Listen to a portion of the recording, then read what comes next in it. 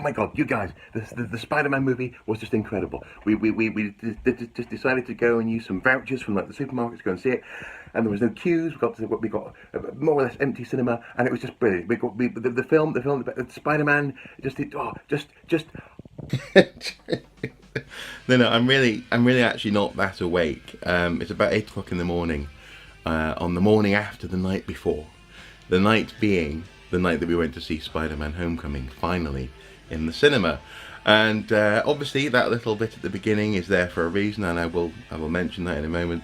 But it's, I've been wanting to see this film ever since it came out a few weeks ago. It came out actually while we were on holiday, and finally last night we mustered up some supermarket vouchers and went to see Spider-Man Homecoming. And you may recall a little while ago I was curious about which Spider-Man was going to be turning up. Was it going to be this Spider-Man, sort of the Spider-Man that we've seen, I guess, in recent films, in this case, very highly designed, textured sort of suit. I'm thinking, of course, of the sort of some people call the basketball texture on, for example, the Amazing Spider-Man movies. Or were we going to get something a little closer to this guy here, my all-time favourite incarnation of Spider-Man, and that is Spider-Man from the animated series in the mid-90s. And I'm happy to say what we got was the best of both. It's true. We got elements of a highly designed movie Spider-Man and elements of a highly charming cartoon Spider-Man. Okay, so in this video I'm going to give you my top 5 reasons why I thought this film was fantastic. And one reason why, well, not why it was bad, but one reason where it slightly niggled me. But that's really only half a reason anyway, because there's also a good element to that. So I have made some notes, ironically on a Batman notepad. Hang on. There you go. Hey, Batman's still my number one. But hopefully you'll agree with these 5 points which I come up with, but I will be referring to my notepad. These points do and will contain spoilers, so you have been warned. It's in the video title, and it's also here in this verbal spoiler warning. But do come back after you've watched the film and see what you think. So, point number 1. Peter develops without growing, and certainly without the need to move on in life. And I think this is a real strength of this film, is the fact that it stays in high school. With the other films, for example with the Tobey Maguire trilogy, or the Sam Raimi trilogy, and with Mark Webb's films starring Andrew Garfield, there was a desire and a need and a narrative drive to get Peter out of high school. High school was inconvenient. We got to get him meeting Harry Osborn, we got to get him into a job, get him as a freelance photojournalist. And right at the beginning of those films, high school was a token gesture. It was something that you could tell the writers found awkward and didn't quite understand, and just had to get out into the real world, grow up, real life, as it were. But this film actually accepts the fact that real life happens in high school, and that high school isn't something that Peter needs to get out of as quickly as possible. It's something he has to get through. And in this film, he starts and ends the film as a sophomore. He's at the beginning of his high school career, and I think that is brilliant. Despite being this sophomore, though, as I say, he is nonetheless developing as a character. And in that sense, it's very much like a John Hughes movie. It's like Ferris Bueller's Day Off, which is directly referenced in this film. Literally, we see it for a few moments on screen. And it is mirrored in Peter's life. It is a film that respects that time in life, respects you as an audience member to remember what it was like being in high school, and also respect you as an audience member in acknowledging that Peter has developed. So high school is real life, and you also get this, despite where in the other films the writers wanted Peter out of high school as quick as possible, what you do get in this film is a realistic sense, as we all sort of had in high school, of wanting to grow up, wanting to learn to drive a car, wanting what's next. And in the case of Peter Parker, Spider-Man, wanting to be an Avenger. He's wanting to grow up too soon. And where other films let him do that, this film doesn't. This film keeps him precisely in that moment in high school where we've all felt that tension between being a child and being an adult. It is, in that sense, brilliant. He's also, as well, he's got the excitement of a high school kid, and that's the reason why I opened this video, this whole thing, with that whole shaky cam phone malarkey, is because that's part of the joy of this film, is that is where Peter is at in his life. I mean, literally, the whole film starts out with a film by Peter Parker, filmed on his phone, and it's overexcited, it's jittery, it's a mile a minute. It is a high school kid. So yeah, point number one, Peter develops without the need to grow and to grow up, as it were. Point number two, Spider-Man is not fully formed at any point in this movie. Just as with Peter Parker, we have to see him develop throughout the film, but without really moving on in life. The same goes for Spider-Man. In the Civil War movie, we kind of see a Spider-Man who's clearly sort of, really impressed by the suit that he's got, and he's fighting the Avengers. And in some ways that's perfect, because the Avengers will go, my goodness, who was Spider-Man? But we all know that actually there's a boy inside who's learning to be himself, really, and also ultimately be Spider-Man. And that is very clear throughout this film, that Spider-Man is learning the rope, learning the webs, as it were. I mean, literally, the suit doesn't actually fit him; it's sort of form-fitting. So presumably, it's allowing for the fact that he's going to grow as he becomes a man. But when he puts it on, it's in the trailers. Actually, you see him; he sort of pats the suit, it sucks on, and it actually sort of fits him eventually. So he's having to grow into this suit, and the suit, at the moment anyway, is having to sort of to grow, to accommodate the fact that he's not fully formed yet. I love the fact that this film hasn't rushed to put Spider-Man in Manhattan.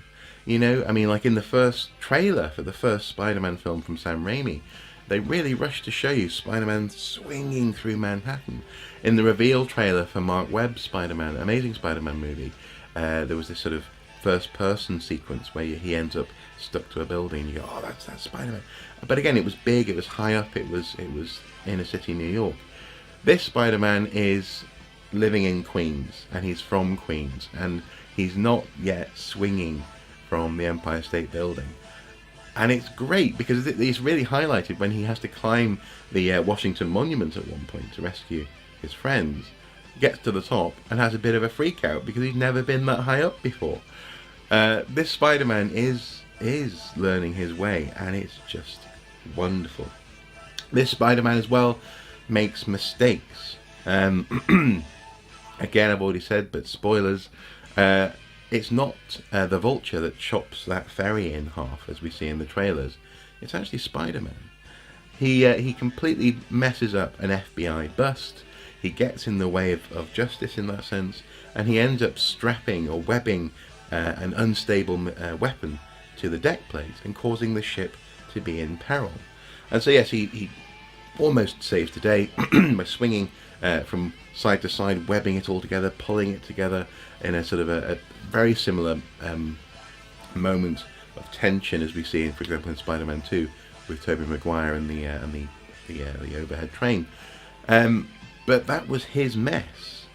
And so when Stark takes the suit away, it's not just because Spider-Man didn't foresee the Vulture chopping the ship in half, as was hinted at in the trailers. It's because Spider-Man himself chopped that ship in half, because he's not fully formed yet. He's not experienced. He's not on top of everything, and he is making mistakes, and I really appreciate that.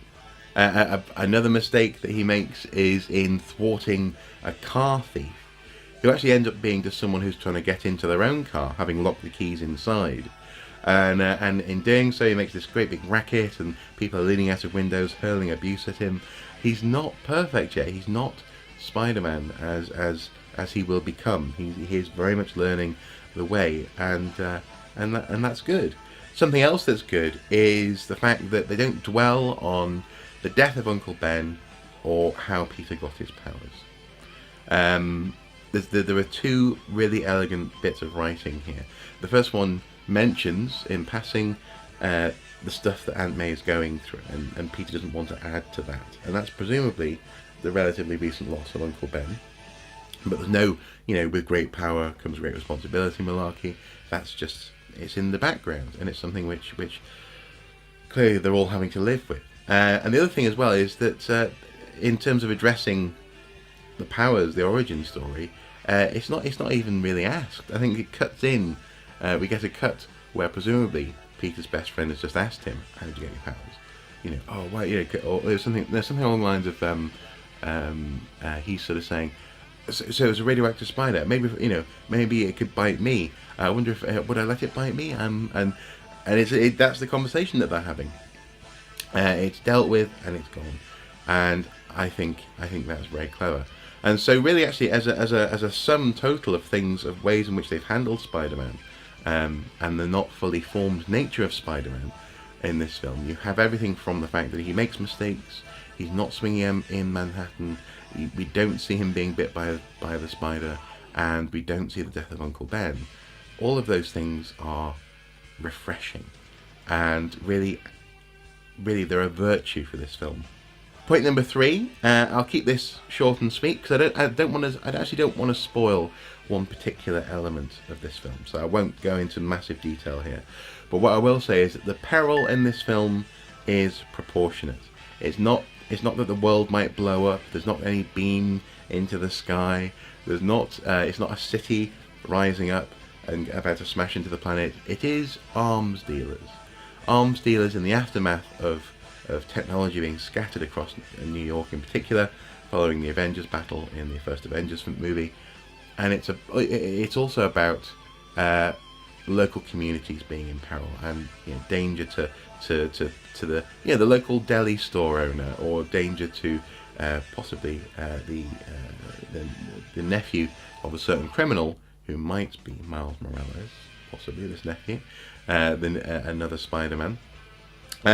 It's about these sorts of impacts, and the impacts also on friends and high school friends. So, for example, falling down from the top of the Washington Monument, this kind of thing.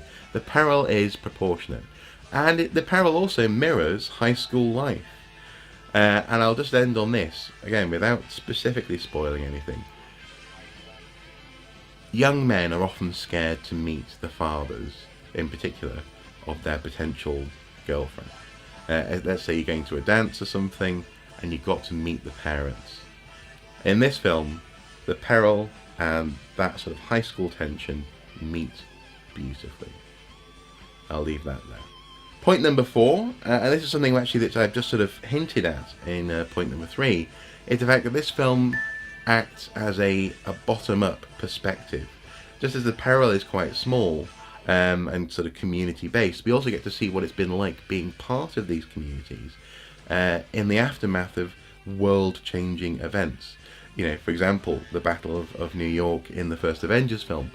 The film literally starts out with a child's drawing of those events, and the fact that kids are going to be affected by this. They're no longer drawing cowboys and Indians. They're drawing Hulk and gods and Iron Man and aliens. That you get this sort of this normal person perspective on these events in New York, and so where for example you have these low level peril, like for example maybe a local deli shop owner being in danger. Well, Peter knows that deli shop owner, and they have conversations, and it's good. It's pleasing to see this. The previous, I suppose, especially Avengers level movies, have sort of all the characters are kind of walking above the characters below. It's high concept, high stakes stuff. Whereas this film is literally all about the low stakes, and it's about what it's like to be underneath all of that happening. You also see this actually wonderfully mirrored in a series of motivational videos, which have presumably been put out by the government, starring Captain America. This is something actually that we see in the trailers, certainly. where he's going, "Hi, I'm Captain America, and this, my friend here, the gym teacher, is blah blah," and it's these little things that give you a sense of how all these events are plugged into normal life that I really appreciated, and actually it's handled in a way which is strangely less ham-fisted than some of the stuff that we see in the event in the Agents of Shield TV series. So I liked it, I really did, and I really liked the way that plays into part of point number 5, and that is character changes, or sort of, I suppose, character adjustments, I suppose, for the film. So starting with the Vulture. Adrian Toombs in this film, played by Michael Keaton, is superb, and he is a victim of being at the bottom of the pile, in that sense. He is, and this is a spoiler, but this is relatively light, which is he is a construction worker who was involved in the cleanup, in the aftermath of the Battle of New York, and gets pushed to the side by Stark and by the government, and then becomes literally a technology vulture. He starts to use some of the stuff that they had already gathered to start gathering more alien tech and developing weapons and becoming an arms specialist in that sense. And before I went into the film, I was a bit nervous. I was concerned that the Vulture would be in that, possibly slightly betrayed, as it were, as a character, because the Vulture in the comics is an electrical, well, one of the main character versions of the Vulture. He's an electrical engineer who is betrayed by his partner, and he goes on just a crime spree. He's all about gathering money for the most part in the comics, going from bank vault to bank vault, and he's a greedy, cold-hearted, calculating, very clever individual. And actually, when you take off, mentally take off, dissipate the sort of the cartoon version of the Vulture and put those character traits onto Michael Keaton, if you sort of see if they're there as a checklist, they are there. Michael Keaton's Vulture is fairly faithful in many respects. It's just that in some ways he feels very blue collar, whereas the other Vulture has never really, the comic Vulture for me has always seemed a bit more white collar, or certainly aspirational, But then again, that is part of this film. It's just it's another reason why I like the movie, is the way that they've taken the struggle of the everyday person, mapped it onto the Vulture, and it works. It's brilliant. And actually, Michael Keaton does a very good job. And supposedly, while filming this film, he kept on sort of whispering to Tom Holland, I'm Batman, in the fight scenes, just to keep the tension. We have character alterations, for example, to Aunt May. In this film, she's not an old lady, and actually that makes sense. If she is the sister of Parker's brother, I told you it was first thing in the morning. If she is the sister of Peter Parker's mum or dad, then she would be around about 50 years old. If they maybe had him when they were about 30, if you see what I mean. So actually, she's not too young. People have been making a big thing about this. Oh, she's too young. She's too young. She's not. She's about spot on. And because of that, she's able to relate to him in a way which is useful to him, as he is navigating this high school peril and drama that we've already talked about. She's helpful when it comes to preparing to go for a dance. She's fairly laid back, but at the same time, she is very much concerned about his safety, and she has rules. But she's also eager to see him grow and develop, and she's helpful, she's useful, she's supportive, and yes, she's attractive, and that is played on in the film. Pretty much most of the scenes that she's in, someone is trying to hit on her, and that's kind of funny. In this film, we have a not Mary Jane, but there is an MJ. And I like this, and I'm not going to spoil who MJ is, but what I will say is it's really nice that this film doesn't land Peter on Mary Jane or on MJ immediately as a love interest. With the first Spider-Man film, Tobey Maguire was just obsessed with Mary Jane from second one, as it were. In this film, realistically, teenagers, they bumble around and then eventually they find someone who they love, actually genuinely love. And that's what happened in this film. Peter is bumbling around, and MJ is a reflection of that. She's in the background. She may eventually become his main love interest, maybe even his wife. Maybe they'll get married as they did in the comics. But that's not in this film. That's not for this film. That is, quite rightly, for later on in Peter's life. And I like that.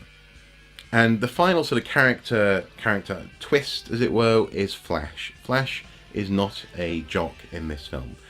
He's not even a particularly tall, white, or muscly in this film.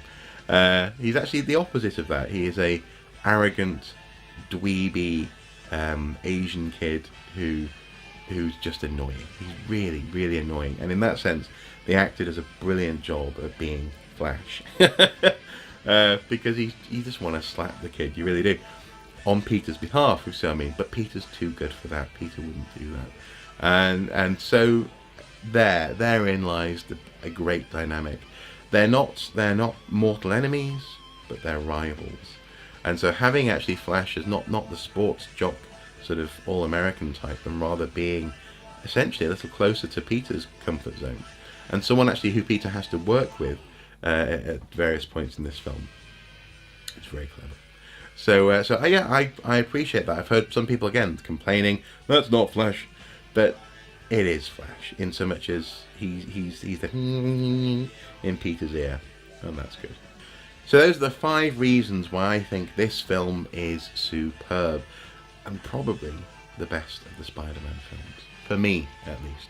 For me, it was a real pleasure watching it, and all the way through, I think they got the tone right. And actually, the fact that I turned to my wife afterwards, and she was like, "Yeah, that was really good," having been massively turned off the Spider-Man movies by the sort of the being drummed over the head, the "with great power comes great responsibility." She was liking it, and also actually having watched The Amazing Spider-Man 2 and been massively disappointed when Gwen Stacy gets killed at the end of that film. She liked it.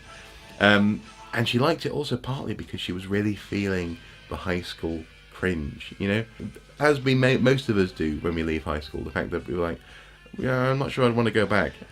She was feeling it, and so the film worked on that level. But there was one thing, just one thing, that slightly niggled me in this film. And yet at the same time it doesn't niggle me, but I'll explain. The suit. Spider-Man's suit in this film is essentially a version of the Iron Man suit. It has its own AI, it has a voice that interacts with Peter Parker, and it gives him a sort of augmented reality perspective on the world. That kind of bothered me, in so much as it sort of undermines Peter Parker and his genius in his own right. In the comics, one of the reasons why Parker is able to make a great suit, and it's kind of taken for granted, for example, in both the Mark Webb and the Raimi film, is because he is a genius in his own right, and he can make this stuff at home, But in this film, the suit is given to him by Tony Stark, and he's sort of learning to use it. So yeah, it slightly niggled me, and in some cases it actively made Peter look a bit dense here and there. But then again, even this does have some positives. First of all, the voice of the AI is Jennifer Connelly, who incidentally is married to Paul Bettany. So we have Paul Bettany, who was Jarvis, and Jennifer Connelly, who is Karen, the AI for Spider-Man's suit. That's quite pleasant, and frankly, I wouldn't mind having Jennifer Connelly in my ear. So that's a whole other story. But yeah, so that's quite pleasing, and it also gives Peter Parker someone to bounce off. So we get to hear what would, I suppose, in a comic be a square box sort of inner monologue through his interaction with Karen. So that's kind of a positive. The second positive is the fact that, as I've already mentioned, the suit is a plot, in that sense, a visual metaphor for the plot. it's a bit too big for him, and he has to grow into it. So that's kind of cool as well. And I suppose the other cool thing about the suit is that it does give him some very funky abilities. Like he has a drone, he has many different web combinations, and an awful lot of potential that we can see develop in future films.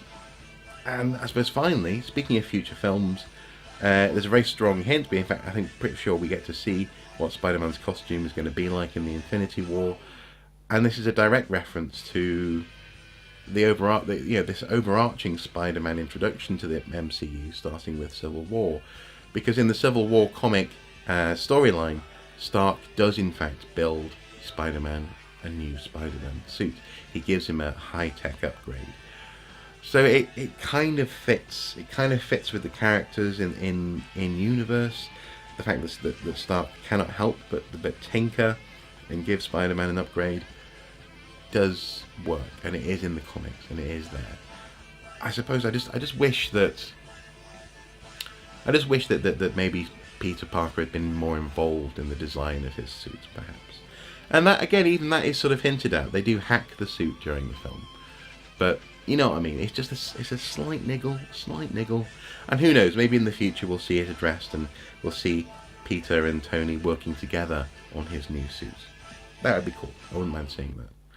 But anyway, it's the smallest of niggles, really. So in the end, as I say, I think we got the best of both worlds. We got the Spider-Man who I love, and the Spider-Man who makes sense on film.